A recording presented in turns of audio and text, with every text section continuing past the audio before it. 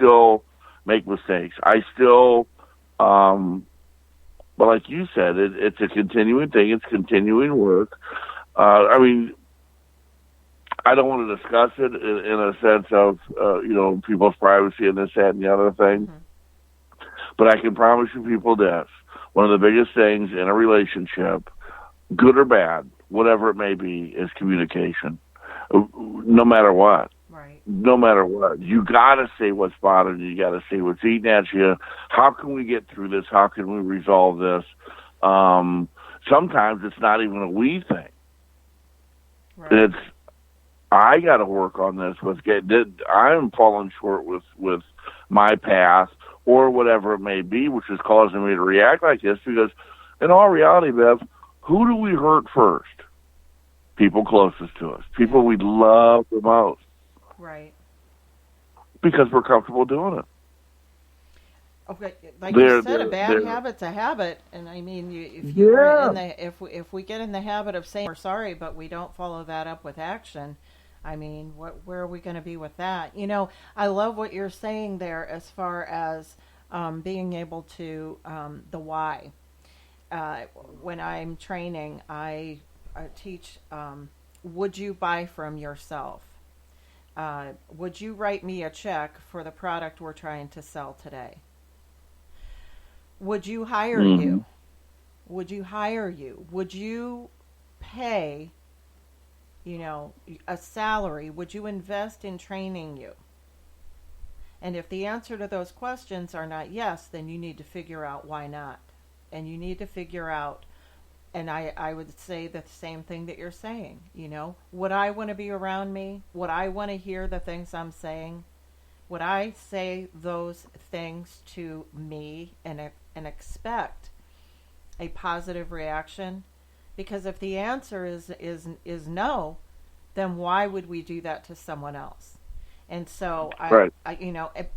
All that you're talking about, every single thing that you just said, even when she said, Todd, something's going to change here, that was uncomfortable for her to say.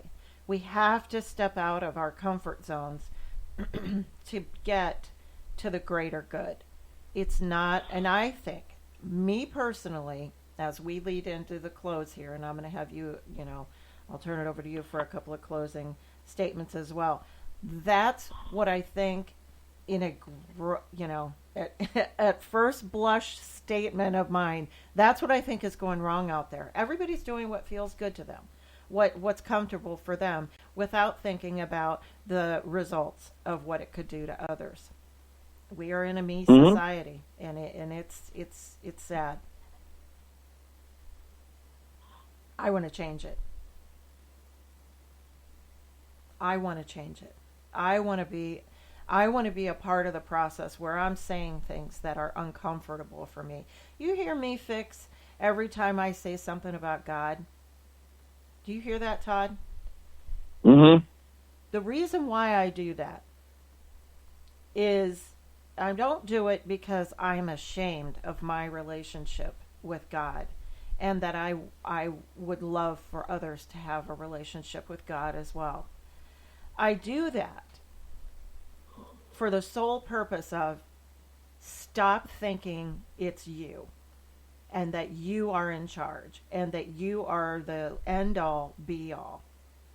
Because if there isn't something else greater out there in the universe commanding your life, directing your life, leading your life, some greater something or other that you can lean on, that's where we're losing people, because they get desperate. They don't know where to turn, and they think, well, it's only me, and I'm the one making all these mistakes, and I'm the one reaching for the drink, and I'm the one hurting people. I'm the one failing at work. I'm the one that, well, you don't have to do it all alone, even when it's bad. God's right there. He's shaking his head. Well, that's exactly what you're just saying, the whole I thing. The problem is we, myself included, very much so, refuse to look at myself, to refuse to think that I could possibly be the problem. We are very apt to point the finger. We are very apt to look for an enemy. I just did it. I just did it recently. I didn't want to look at self. I didn't want to see my part in it. I didn't want to, be the sole problem of an issue that was going on, because I wanted to be right. Yep. Doesn't work that way. I have learned in the past, say, year, I kind of like being wrong. Oh yeah. It takes all the pressure off. Yeah, that's right. That's a statement of 2019. It takes all the pressure off of me. Okay, I'll be wrong. I like being wrong. It takes the pressure off. That's amazing. You should, as you were talking right now, you should write that out and post it. I like being wrong. Take the pressure off. It's so true. It's a lot of pressure to be right all the time, Todd. Who can do that?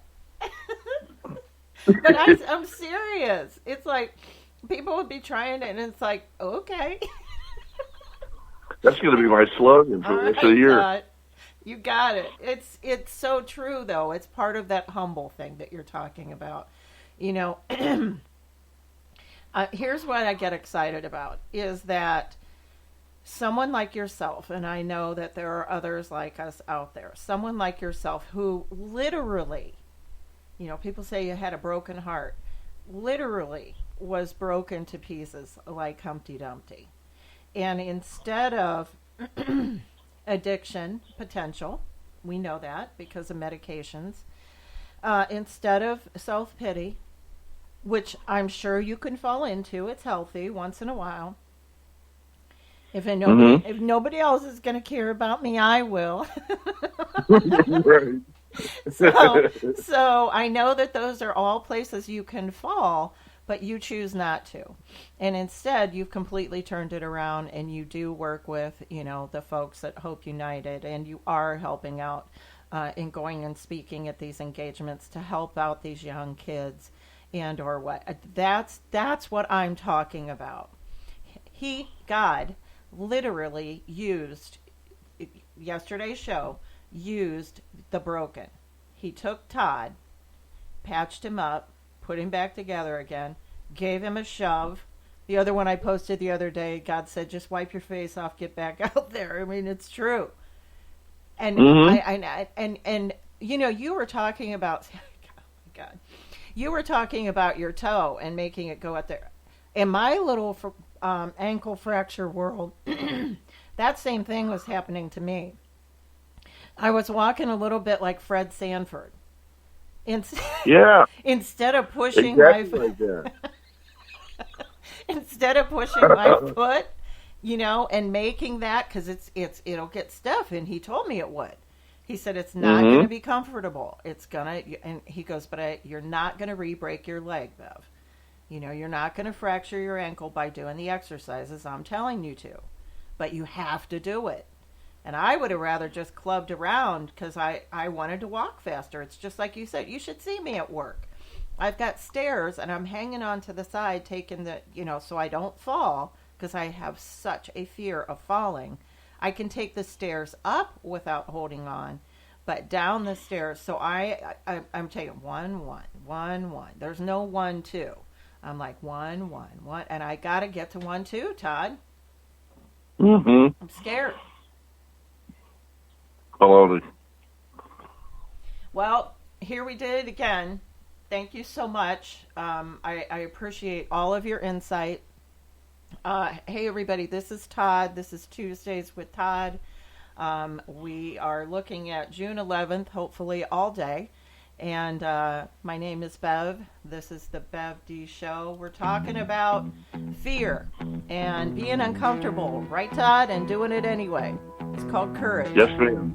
And keep our heads up, keep doing what we got to do. I'm telling you guys, if you get a weird thought in your head and it sounds like somebody wants you to do something for the greater good, that could be the universe, that could be God, that could be somebody bigger than you asking you, calling on you to do something for the greater good. Hey, if you're scared, do it anyways. We call that courage. I love you. What's the worst that could happen? You feel good? Yeah, I like that, Todd. Oh, I'm so glad you said that. There is the potential of you actually feeling good. Thank you, Todd. I love you. Thank you, everybody. Have a blessed day. I love you too. Bye, honey. Bye, Liz.